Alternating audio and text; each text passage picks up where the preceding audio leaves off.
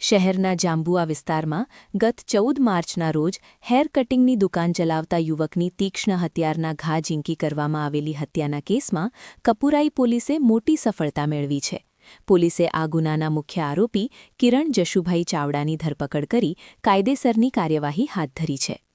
જાંબુઆના સુંદરાપુરા road પર આવેલા hair studio દુકાન નંબર 14 હેર સ્ટુડિયો નામની દુકાનમાં ઓનેટ ટાઉન વિલામાં નોકરી કરતા મિતેશકુમાર રમણભાઈ હળવદ વાળંદ નામના 37 વર્ષીય યુવકની તેની જ દુકાનમાં ઘૂસીને હત્યા કરવામાં આવી હતી. પાડોશમાં રહેતા આરોપી કિરણ ચાવડા સાથે અગાઉ દુકાન આગળ સામાન મૂકવા બાબતે બોલાચાલી થઈ હતી, જેની અદાવત રાખી ગત શનિવારે સાંજે 5 વાગ્યાના સુમારે કિરણ ચાવડાએ મિતેશ પર તીક્ષ્ણ હથિયાર વડે માથા અને છાતીના ભાગે જીવલેણ હુમલો કર્યો હતો.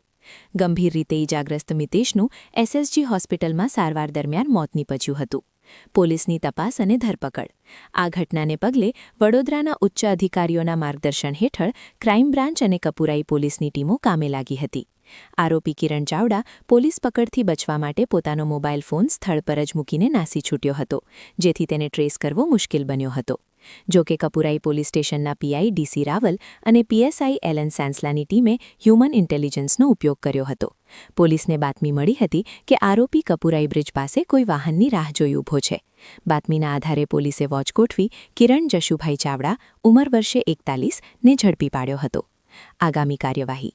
કપુરાઈ પોલીસે આરોપી વિરુદ્ધ બીએનએસની કલમ 103(1) હત્યા અને જીપી એક્ટ મુજબ ગુનો નોંધી તેની અટકાયત કરી છે.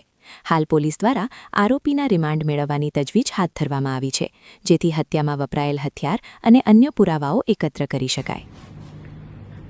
કપુરાઈ પોસ્ટે એપાર્ટ ગુના રજિસ્ટર નંબર 126/2026 બીએનએસ એક્ટ કલમ 103(1) તથા જીપી એક્ટ કલમ 135(1) મુજબનો ગુનો ગઈ તારીખ 14/3/2026ના કલાક 17:00 વાગે બનવા પામેલ છે.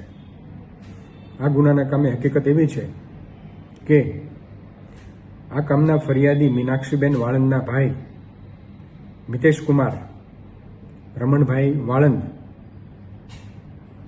ઓર્નેટ ટાઉન વિલ્લા સુંદરપુરા રોડ ખાતે તેમની હેર સ્ટુડિયો નામની દુકાનમાં હાજર હતા. તે વખતે તેમની બાજુના દુકાનવાળા કિરણભાઈ જશુભાઈ ચાવડા તેમની દુકાન આગળ સામાન મૂકવા બાબતની અગાઉની તકરારની રીસ રાખી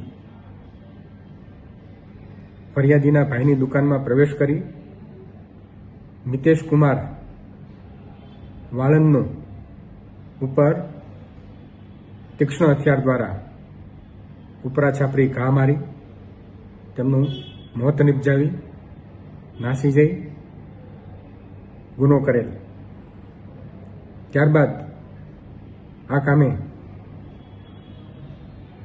તપાસ કપુરાઈ પીઆઈ શ્રી ડીસી રાવલે હાથ ધરેલ અને જે તપાસના કામે આ કામનો આરોપી કિરણભાઈ જશુભાઈ ચાવડા